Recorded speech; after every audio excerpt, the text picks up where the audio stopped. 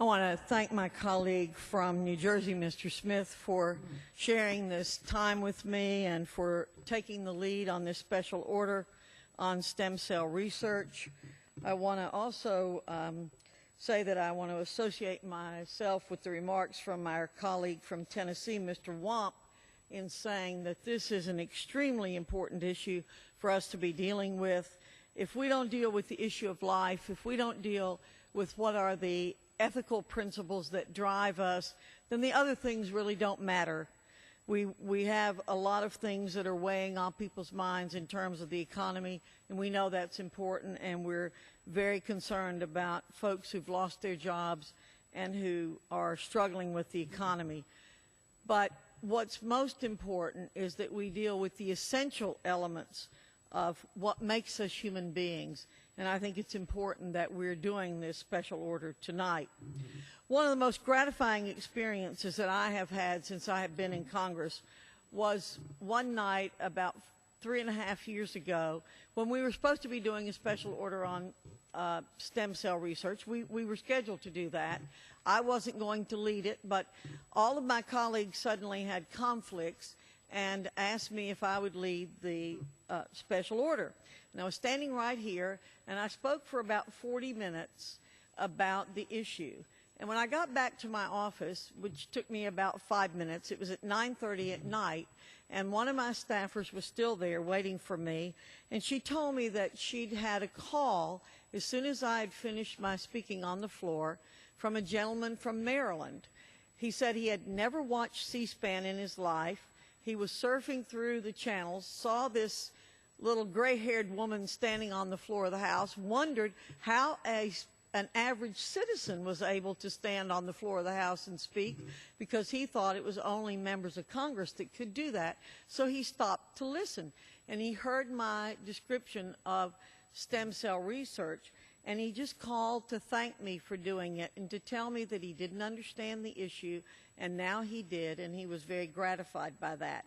So I am very, very pleased that our speaking to people about this issue does make a difference, and I hope that by having this special order today, we'll have many people who understand the issue better and will have their minds changed if they were going in the wrong direction, or have their minds made up if they didn't have an opinion. And what I did that night was describe basically what stem cell research is and what are the differences in the way people talk about it. And I think that continues to be an important issue. I am a very strong pro-life person. All people who are pro-life are in favor of stem cell research. I support stem cell research. Many people believe that pro-life people do not support stem cell research. However, we don't support research that requires the killing of human life. That's what's important to us. We know that we can do stem cell research without destroying human life.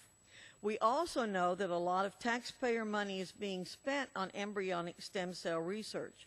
And I think, frankly, we're paying more than our fair share for research that many people find to be morally repugnant. For 2008, NIH estimated it would spend $37 million on embryonic stem cell research. That $37 million is not nothing. It is a lot of money. However, from that money, we have achieved no positive results. That is, we have nothing to show for all the money that has gone into embryonic stem cell research. And that point needs to be made over and over again, because we have gained treatment for 70 diseases through the use of adult stem cell research. And what separates those of us who are pro-life from those who are pro-abortion is that we support research into adult stem cells. One of the reasons I'm also very excited about the research that is going on in adult stem cells is because Dr. Anthony Atala and his team at Wake Forest in the Institute of Regenerative Medicine are getting great results as a result of their research into adult stem cells, and they are not destroying human life. Dr. Atala, who came to Wake Forest from Harvard and brought a large team with him, is a tissue engineering specialist, and he has found that amniotic fluid stem cells have those pluripotent properties that have been pointed out earlier that grow as fast as embryonic stem cells. He's received tremendously positive response, particularly in growing bladders.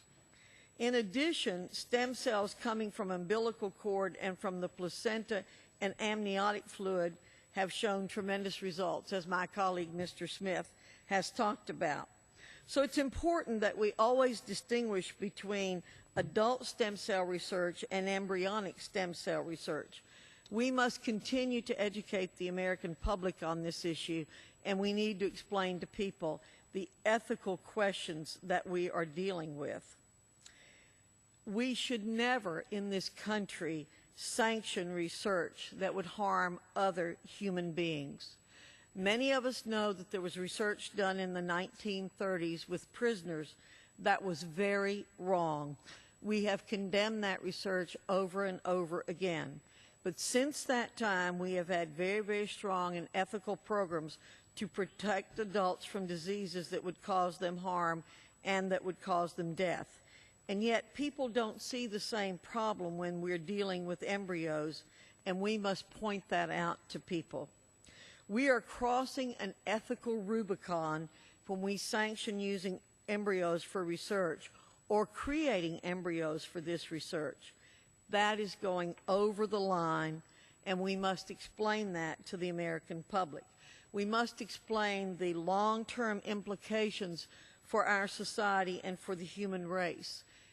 Not being careful to take care of human life at the beginning of life has implications for whether we will take care of human life all throughout life, and particularly at the end of life.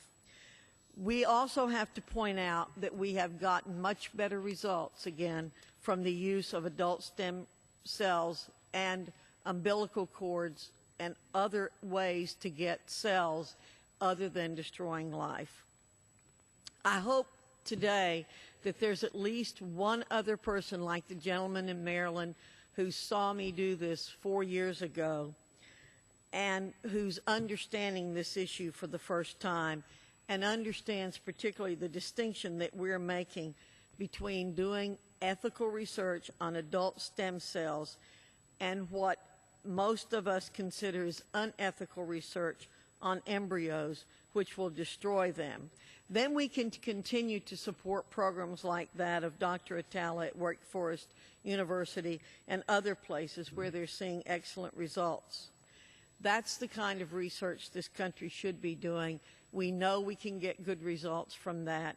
And I want to support, again, my colleagues who are here tonight speaking on this issue and helping the American public and others understand it. We are an ethical people, and we want to continue to be an ethical people and do research that will produce good results. And with that, Madam Speaker, I yield back to the leader for tonight, Mr. Smith. Ms. Foxx, thank you, Congresswoman Foxx, for your wonderful and very incisive comments today, and I really appreciate your leadership on life issues as well, especially when it comes to embryonic stem cell research and the alternative that is, without question, adult stem cells and especially induced pluripotent stem cells